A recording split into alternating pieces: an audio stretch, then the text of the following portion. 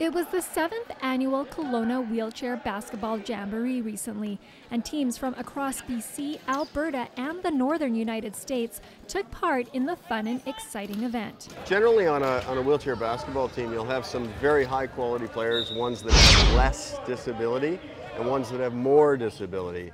So a lot of times when you have a team, you'll have the players that play better or have more abilities get all of the playing time. That doesn't happen here. Here, everybody comes, they get split up on teams, and everybody plays. That's the whole idea of this. For Paul, celebrating wheelchair basketball was the impetus for the event. He wanted to raise awareness, get people involved, and have an opportunity for players to continue to play ball when the competitive season ends.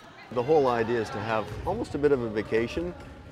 Who doesn't want to come to Kelowna? This is one of those tournaments that's really fun to meet other people from other cities, come together and just play ball and have fun. And it's not so serious, so we can just kind of play the game as the way it's meant to be played. There's no pressure from anyone, so it's been kind of different but nice in a way. I love this. This is a lot of fun, This is my favorite part of practice was always, when we scrimmage and mix things up, so this is fun to get to do it with people you normally play against. Art Kells has been playing wheelchair basketball for the past 7 years.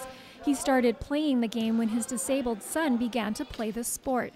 Art stepped in when his son's team needed more players, and he hasn't stopped playing since. It's a lot of fun, and I love the people that I play with. Even though a lot of them are disabled, they have such a positive attitude that I go home with that. Like it just rubs off on you.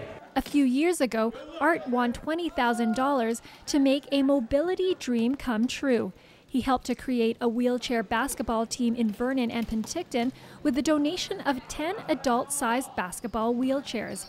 He also tours schools around the area to bring awareness to issues facing the mobility challenged. Even though we have laws that make things wheelchair accessible, a lot of these places still aren't.